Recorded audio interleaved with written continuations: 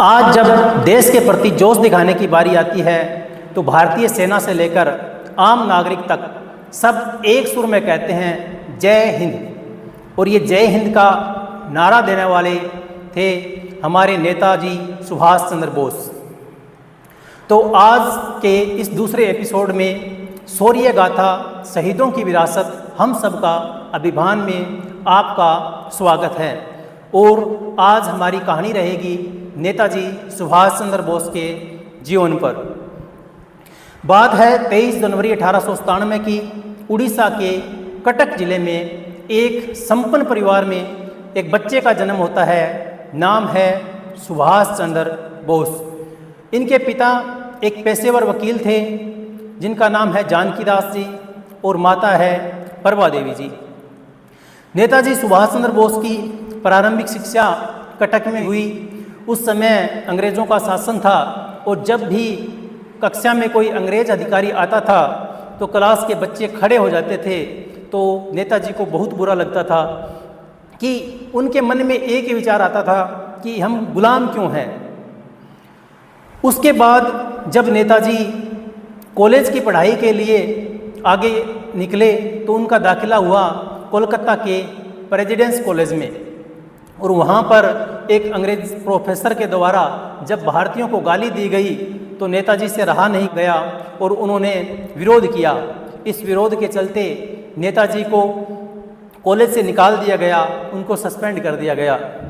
उसके बाद की एक इंटरेस्टिंग कहानी है। नेताजी की सुभाष चंद्र बोस के पिता जानकी दास जी चाहते थे उसका पुत्र आईसीएस की परीक्षा पास करे और बड़ा ऑफिसर बने। नेताजी को ये बात कतई पसंद नहीं थी तो नेताजी ने साफ मना कर दिया कि पिताजी मैं अंग्रेज़ों की नौकरी नहीं करूँगा, इनकी गुलामी मैं कतई नहीं करूँगा। तो उनके पिता कहने लगे तुझसे हो नहीं रहा, तू बहाने बना रहा है, तेरे बस की बात नहीं है ये परीक्षा की पास करनी। तो अंत में नेताजी को ये स्वीकार करना पड़ा और पिता की आज्ञा अनुसार वो लंदन चले गए आईसीएस की परीक्षा की तैयारी के लिए। ये बात है लगभग 1920 की, 1920 की। एक साल तक नेताजी ने वहाँ तैयारी की और जब रिजल्ट आया तो किसी साथी ने बताया कि तुम्हारा तो नाम ही नहीं है। तो नेताजी आराम से, उनको कॉन्फिडेंस था कि उनका नाम है, तो उन्होंने कहा कोई बात नहीं। तो जो उनके साथी थे वो तो देख रहे थे उसका नाम लास्ट में, तो लास्ट में कहीं नाम नहीं था। नेताजी का नाम था टॉप 4 में। तो जो लिस्ट थी उनकी वरीयता में 4थे स्थान पर नेताजी रहे। तो उसके बाद उन्होंने वहाँ पिता की इच्छा अनुसार नौकरी ज्वाइन की। उसी दौरान 1919 में एक बड़ा हत्याकांड हुआ और उस हत्याकांड ने नेताजी को झकझोर दिया। नेताजी ने महात्मा गांधी जी को पत्र लिखा कि ऐसी नौकरी का मैं क्या करूँगा जब मेरा देश के तुरंत बाद 1922 या 23 के लगभग नेताजी ने वहाँ से रिजाइन किया और वापस अपने प्रदेश लौट आए। और रिजाइन में उन्होंने लिखा कि मैं अंग्रेज़ों की नौकरी को स्वीकार नहीं कर सकता जब मेरे भारतवासियों पर इतने अत्याचार हो रहे हैं। ऐसी नौकरी को मैं लात मारता हूँ और वहाँ से रिजाइन करके वापस इंडिया लौटे। इस टाइम कहते हैं कि वो वापस जब बंगाल में आए कोलकाता में तो पूरा देश एक सुर में उनके साथ था कि नेताजी तुम आगे बढ़ो, हम तुम्हारे साथ हैं। और नेताजी का एक ही कहना था कि हम आज़ादी को लेकर रहेंगे, उसके लिए हम लड़ेंगे, उसके लिए प्रयास करेंगे। उसके बाद नेताजी ने असहयोग आंदोलन में महात्मा गांधी जी का साथ दिया और जेल गए। 1925 में सुभाष चंद्र बोस जी की क्रांतिकारी गतिविधियों के चलते अंग्रेजी सरकार ने सुभाष चंद्र बोस जी को म्यांमार की मांडले जेल में फिर से कारावास में डाल दिया गया। और उसके बाद सुभाष चंद्र बोस जी ने काफ़ी प्रयत्न किए और उन्होंने कहा कि या तो मैं अपने प्राण त्यागूंगा या मुझे रिहा करो। उसी के चलते सरकार दबाव में थी और सुभाष चंद्र बोस जी को रिहा कर दिया गया। इसके बाद सुभाष चंद्र बोस जी कांग्रेस में शामिल हुए और 2 बार वो कांग्रेस के अध्यक्ष रहे।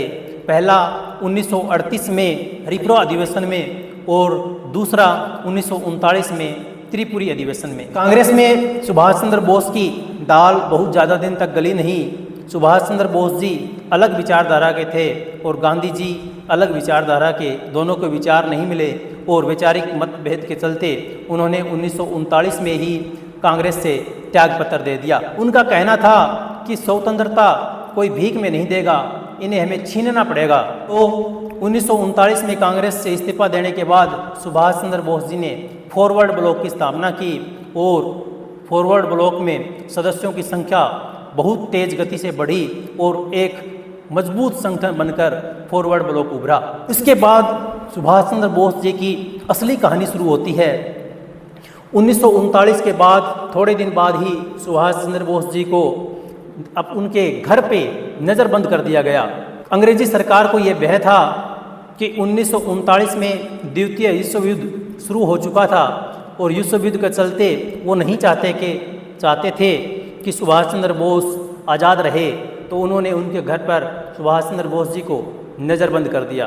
तो सुभाष चंद्र बोस ने अपना बहस बदलकर अफ़गानिस्तान के रास्ते वो जर्मनी पहुँचे और जर्मनी में उन्होंने उस समय के बहुत बड़े नेता हिटलर से मुलाकात की। और ये कहानी बड़ी रोचक है और बहुत कम लोगों को पता है कि द्वितीय विश्व युद्ध में भारतीय जो सैनिक थे वो अंग्रेज़ों की तरफ से लड़ रहे थे और युद्ध था अंग्रेज़ों और जर्मनी के बीच में। तो जर्मनी ने भारतीय सैनिकों को अपनी जेल में कैद कर रखा था। इस बात का सुभाष चंद्र बोस को पता था कि हर भारतीय भारत की आज़ादी चाहते हैं और उसके लिए वो कुछ भी करने को तैयार है। तो इस चीज़ का सुभाष चंद्र बोस ने फ़ायदा उठाया और जर्मनी में मिले हिटलर से और हिटलर की इजाज़त से उन्होंने भारतीय कैदियों को रिहा करवाया और रिहा करवा के उन्हें पनडुब्बी की सहायता से जापान भेज दिया गया और जापान से फिर सिंगापुर। और वहाँ पर एक और नेता थे रास बिहारी बोस, जिन्होंने आज़ाद हिंद फौज की स्थापना की।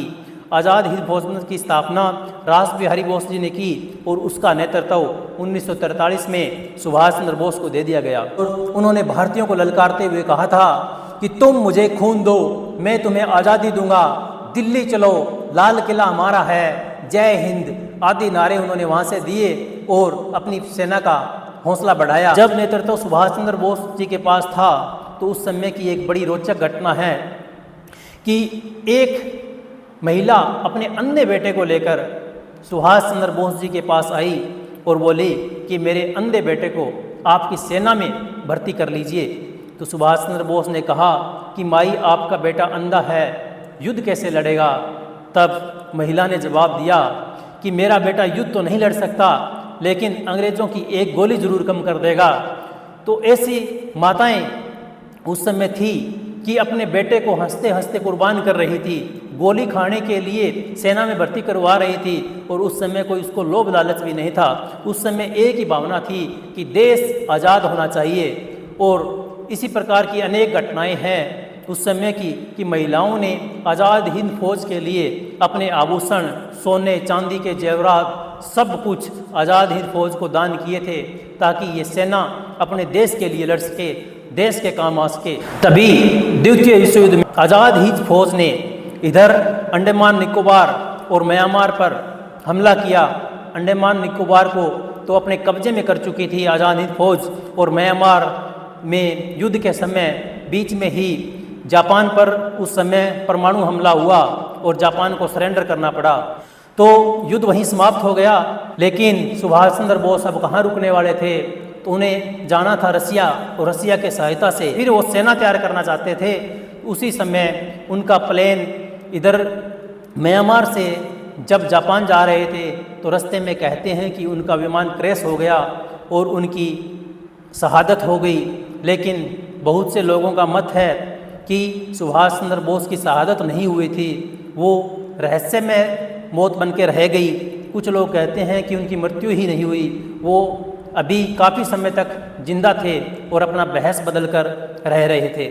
तो ये थी हमारी ये थी हमारे ऐसे नेता की कहानी जिन्होंने अंग्रेज़ों के समय में भी सेना का निर्माण किया और युद्ध लड़ा।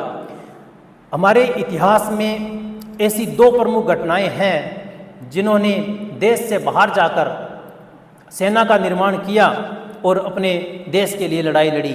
एक तो थी नेताजी सुभाष चंद्र बोस की कहानी और दूसरी कहानी है रामायण की। जब रावण के साथ भगवान राम ने युद्ध किया तो उस समय भगवान राम है वो अपनी अयोध्या की सेना भी मंगवा सकते थे, लेकिन उन्होंने ऐसा नहीं किया। उन्होंने अपने बलबूते और अपने दम पर वहाँ सेना का निर्माण किया और रावण के साथ युद्ध लड़ा और विजयी होकर लौटे। तो ऐसे थे हमारे नेताजी सुभाष चंद्र बोस। उनको सत सत नमन। जय हिंद, जय भारत।